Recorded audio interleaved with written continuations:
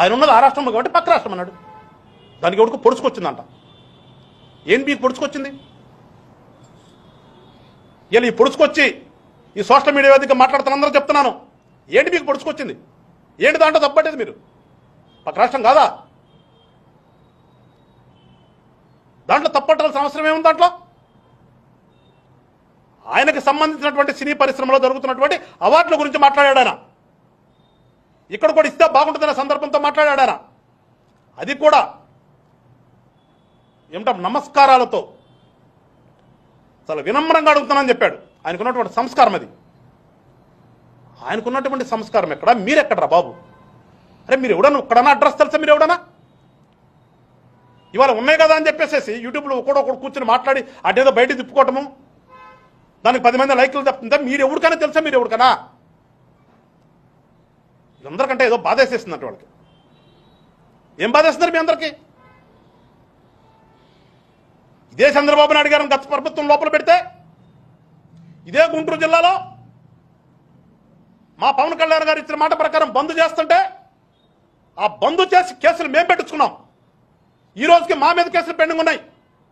ఈ గిక్కున్న వాళ్ళందరూ ఏమైపోయారు? రోజున ఎవడన్నా బయటకు వచ్చాడు? మీరు ఎవడు కంటికి కనపడలేదు మీరందరూ. ఇవాళ దురదపడుతున్నాం మీ అందరికీ. దురదపడితే జాలం లోషన్ రాసుకుని ఇంట్లో కూర్చోండి. అంతకు మించి మీరు చిరంజీవి గారి గురించి మాట్లాడితే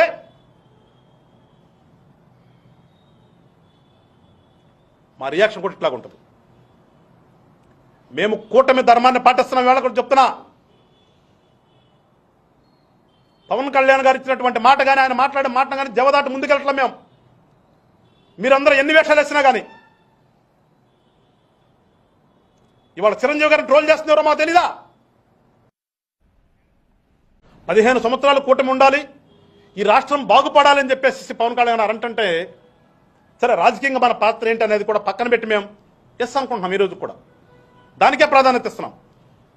ఈ గడిచిన 2 సంవత్సరాల్లో కూడా ఈ కూటమిలో మా పాత్రలో ఇబ్బందులైనప్పుడు కూడా ఇబ్బందులన్నీ కూడా దిగమింగుకొని మేము రాష్ట్ర అభివృద్ధి కోసం, ప్రజలకు ఇచ్చిన మాట కోసం ఈరోజు కూడా పొత్తు ధర్మంలో ముందుకెళ్తున్నాం తప్పితే ఎక్కడ కూడా చిన్న కాంట్రవర్సీ కూడా ఈరోజు వరకు కూడా పెట్టుకోవాలి.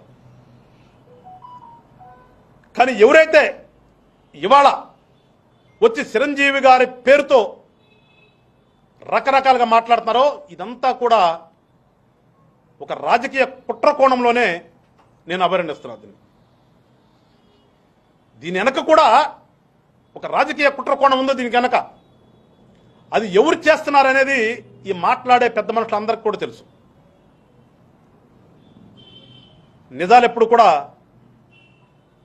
కొంచెం కఠోరంగానే ఉంటాయి. ఇది మేము ఉన్నాం కదని చెప్పేసి ప్రతిదీ సర్దుకుని పోవాల్సిన ఆవశ్యకత కూడా లేదు మాకు. జనసేన పార్టీ ఎక్కడ తప్పు ఉంటే అక్కడ తప్పు నిలదీస్తానని చెప్పే ఉద్యోగం చెప్తే మేము తప్పు జరిగినప్పటికి కూడా సమర్థిస్తామని చెప్పేసి ఎప్పుడు చెప్పలేదు.